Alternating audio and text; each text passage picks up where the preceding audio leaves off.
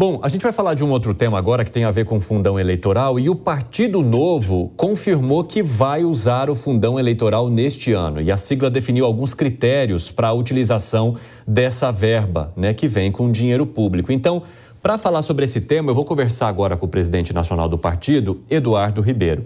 Seja muito bem-vindo, é um prazer recebê-lo aqui no Jornal Jovem Pan.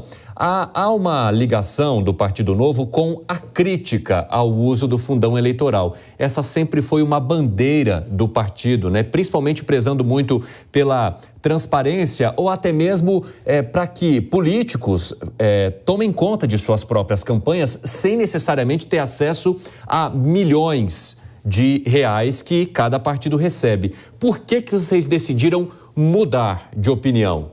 Boa noite. Boa noite, Evandro. Boa noite a todos. É um prazer estar aqui com vocês. Importante contextualizar um pouquinho a respeito da origem do Novo, né? O partido ele foi fundado em 2011, onde quando o fundo eleitoral sequer existia. O fundo partidário era apenas uma fração do que é hoje. As emendas parlamentares eram apenas uma fração do que são hoje. E a maior parte dos recursos que financiavam os partidos políticos vinham das pessoas jurídicas, de doações de empresas. De lá para cá, olha só quanta coisa mudou. Em 2015, as doações de pessoa jurídica foram proibidas. Passou-se a limitar a possibilidade de cada pessoa física, cada CPF, fazer suas doações, né? Baseada no rendimento do ano anterior. Depois se criou uma limitação para o candidato financiar sua própria campanha.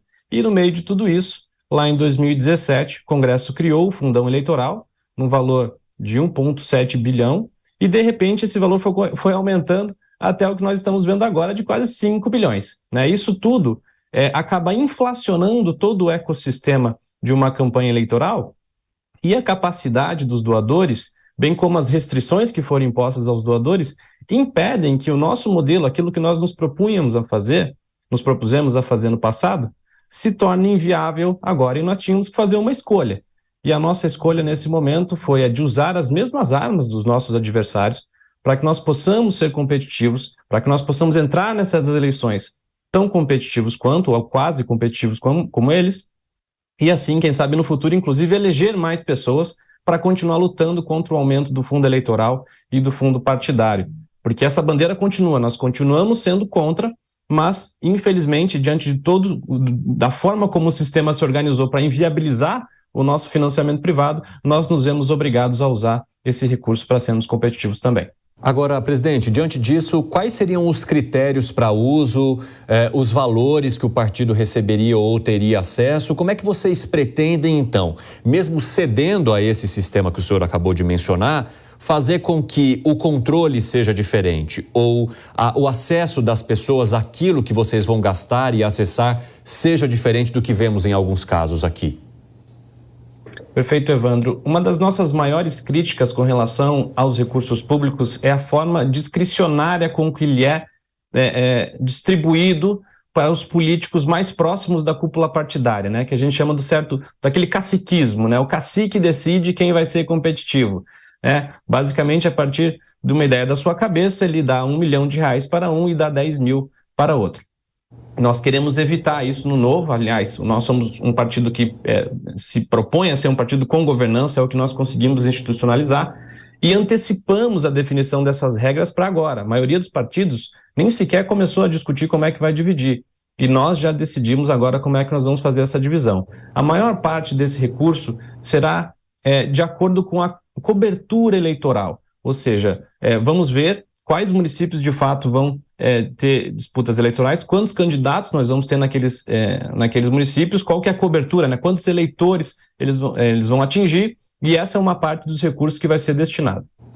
Outra parte dos recursos é para pessoas, membros do partido que estão no nosso programa de liderança. São pessoas que estão sendo formadas há um certo tempo, continuarão sendo formadas para serem deputados federais e senadores lá no futuro. São investimentos de pessoas que já estão, né, membros que já estão sendo preparados aqui dentro do Novo. E uma outra parte é um modelo que nós fomos buscar inspiração, inclusive, nos Estados Unidos, que é uma proposta de matching funds, que significa que para cada valor, né, que a pessoa consegue captar em doação privada, o partido colocaria um valor equivalente, né, de acordo com a proporção que for destinada. Isso, inclusive, incentiva nós continuarmos buscando doações privadas, que os nossos candidatos busquem doações privadas, e inclusive incentiva o próprio doador a ajudar, porque ele sabe que aquele valor vai ser aumentado em função daquela sua doação, sendo composto com uma parte ainda do valor do fundo eleitoral. Então essas regras que foram definidas, os detalhes a gente vai ajustando aí ao longo do tempo para estabelecer uma resolução, um regulamento específico, mas os critérios já foram definidos nesses últimos 2 dias. Presidente, eu acho que o Adriano Cerqueira, nosso comentarista, quer também participar dessa entrevista. Cerqueira, por favor. Ele vai perguntar?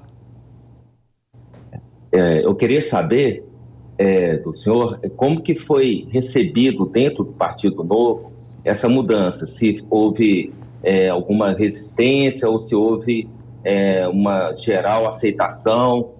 Quero saber como que está, já que a gente sabe que tem uma militância antiga, como que está a relação dessa militância com relação a essa resolução que foi aprovada? Não, ela foi aprovada, Cerqueira, boa noite, por unanimidade. Já é uma questão pacificada dentro do Novo. Ao longo do tempo, todo mundo percebeu que a disputa estava se tornando muito injusta, muito em função daquilo que eu comentei, de todo o sistema se organizando para dificultar o financiamento privado.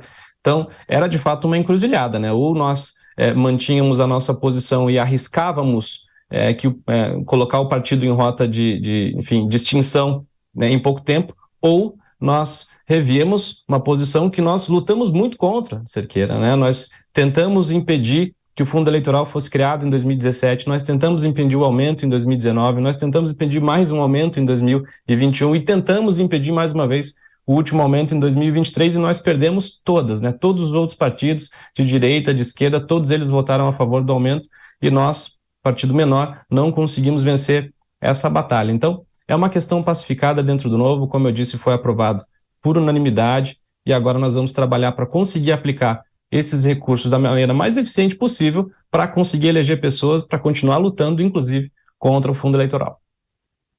Entendendo que a gente está falando, então, de fundo eleitoral, de eleições municipais, eu gostaria de entender quais são as expectativas e estratégias de vocês para a conquista de prefeituras no país, principalmente aqui em São Paulo, se vocês têm pretensões e se poderia adiantar algo aí para quem acompanha o trabalho do Partido Novo e a provável concorrência que vocês vão estabelecer com os outros partidos, agora que terão acesso também ao fundão eleitoral.